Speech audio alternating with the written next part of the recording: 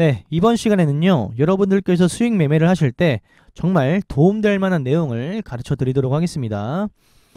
지금 현재 초보자라고 한다면 수익 매매 종목 선정에 있어서 어떤 종목을 관심 있게 봐야 되는지, 어떤 종목을 일단 제외시켜야 되는지 그 부분에 대해서 명확한 기준이 없죠. 하지만 오늘 영상을 보시면 그 기준에 대해서 명확한 기준이 생기리라 생각을 합니다. 먼저 종목을 보기에 앞서서 개념부터 가르쳐 드리도록 할게요. 그림을 잘 못 그려도 이해해 주시길 바랍니다. 먼저 5일선 이렇게 있고요. 11선이 이렇게 있고요. 그리고 21선이 이렇게 있어요. 여러분들이 봤을 때 이거는 역배열인가요? 정배열인가요? 5일선, 11선, 21선 이렇게 순서대로 있거든요. 정배열이죠. 5일, 10일, 21선을 단기 이동평균선이라고 보는데 단기 이동평균선의 배열이 정배열이죠. 반면에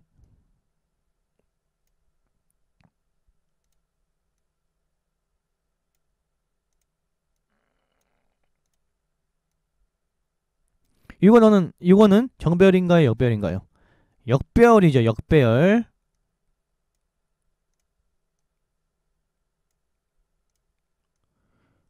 이러한 경우에도 뭔가 꼬여있고 21선 맨 위에 있으니까 역배열이죠. 정배열은 이게 정배열인 거예요. 이동평균선의 이 일수가 작은 게 맨 위에 있을수록 정배열인 거죠. 순서대로 5, 10, 20. 그럼요, 여러분들 생각을 해보는 겁니다. 정배열에서 저항이 많을까요? 아니면 역배열에서 저항이 많을까요? 추세가 상방으로 갈수록 배열이 정배열로 변하거든요. 하락하다가 조정이 있고 추세를 반전할수록 이동평균선도 이 추세에 맞춰서 따라온단 말이에요. 그러면 여기에서는 보통 역배열이겠죠. 이런 구간에서는 역배열일 거예요. 그러면 당장 여기 저항이 있으니까 역배열 때 저항이 더 많죠. 이 정배열 때보다. 그래서 역배열보다 정배열일 때가 상승 가능성이 더 높습니다. 이 개념을 반드시 알아둬야 돼요. 정배열이 역배열보다 상승하기가 쉽다. 왜냐하면 기간 조정, 가격 조정, 그리고 추세의 반전이 어느 정도 일어난 종목이라고 우리는 알 수 있기 때문에 역배열보다는 한참 세력들이 작업해 놓은 종목들은 정배열 종목이다 라고 여러분들께서 일단 그 정도로 생각하시면 돼요. 초보자분들이라고 한다면. 이 이상 일단 알 필요는 없어요. 오늘 내용에 있어서. 그게 가장 중요한 거예요. 그리고 수익 매매를 하실 때요, 우리가 보통 어떤 종목이 미리 올라갈지 모르기 때문에 선침해 같은 걸 못한단 말이에요. 이런 구간에서.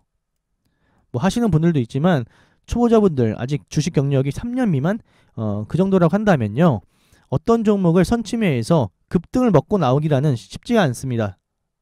그래서 이미 급등한 종목을 가지고 눌렸을 때 공략을 한다 이거죠. 그래서 제가 얼마 전에도 이 수익 매매에 관한 그 한 가지 수익 주는 패턴에서 말씀을 드렸는데 그거랑 일맥상통해요. 그거랑. 근데 오늘은 조금 더 가르쳐 드리도록 할게요. 일단 올라갔다가 떨어질 때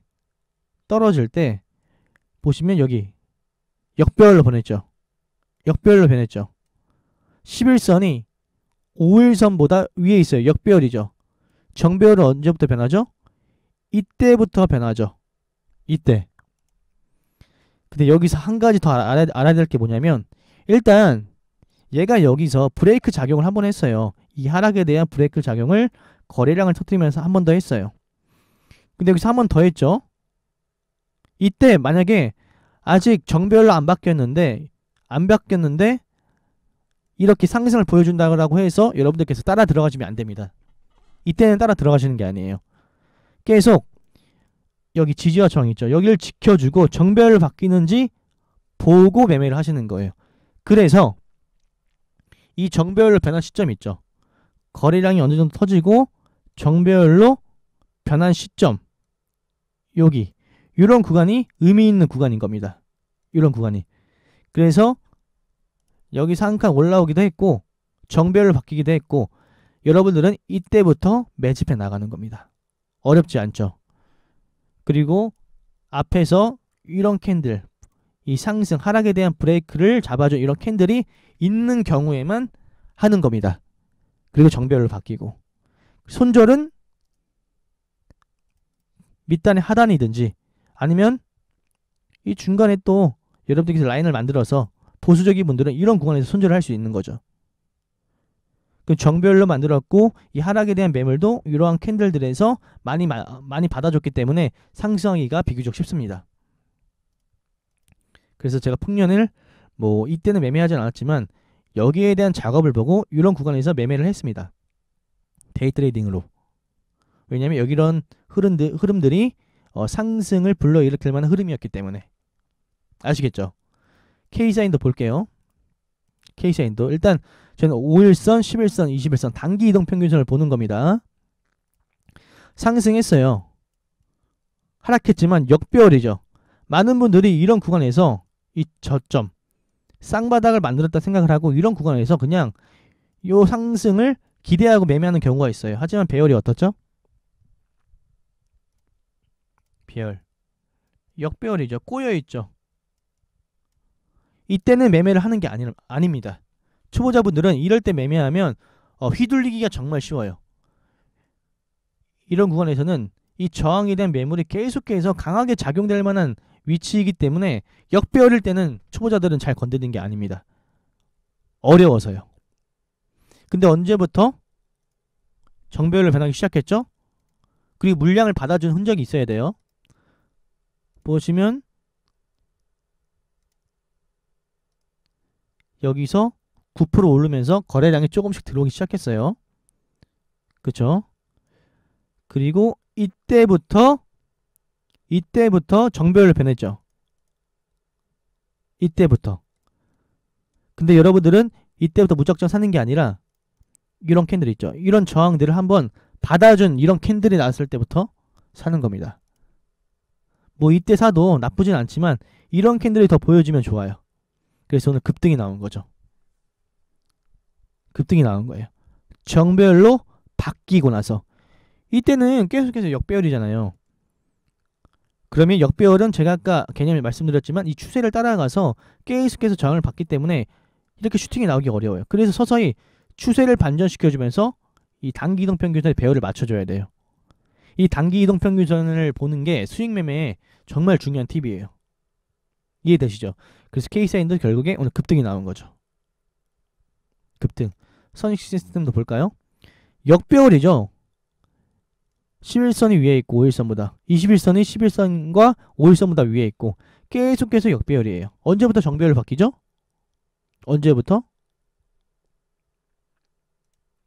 이 캔들이 뜨고 나서 이런 시점에서 바뀌죠. 요 캔들이 생기고 나서. 그리고 이 캔들은 충분한 거래량이 들어오면서 이 하락에 대한 브레이크를 잡아줬고요. 브레이크를 잡아줬고 이 지지와 저항을 봤을 때 한 칸 위로 올라왔어요. 그럼 여러분들은 이럴 때부터 물량을 조금씩 모아가고 손절을 이런 구간이나 이 하단을 잡는 거예요. 그리고 먹는 거는 이런 고점들 딱 기준으로 했을 때 기준을 해놓고 11%, 14%, 20% 이렇게 먹는 거죠. 그래서 여러분들이 이 개념을 잘 알고 있으면요. 나중에 선침해할 때도 어렵지 않아요. 그 업종과 시황과 이런 걸 보는 게 더 어렵지 이 차트만 봤을 때는 여러분들께서 조정과 시간 조정과 가격 조정이 있는 종목들 중에서 배열이 바뀌는 종목 역배열에서 정배열 바뀐 종목 이런 종목들만 여러분께서 선별을 하셔도 매매하기가 한층 더 수월해질 거라 생각을 합니다. 오늘 내용은 정말 좋은 내용이에요. 여러분들께서 그동안 기준이 없었다라고 한다면 오늘 내용을 듣고는 기준이 어느 정도 정확하게 생겼으리라 생각을 합니다. 아시겠죠? 오늘 영상은 여러 번 반복해서 보시고 종목 선별을 잘 하셔서 매매를 잘 하셨으면 좋겠습니다. 아시겠죠? 여기에도 보시면 정배열로 딱 이때 바뀌었잖아요. 그리고 슈팅. 재밌죠? 그럼 다음 영상에도 좋은 내용으로 찾아뵙도록 하겠습니다.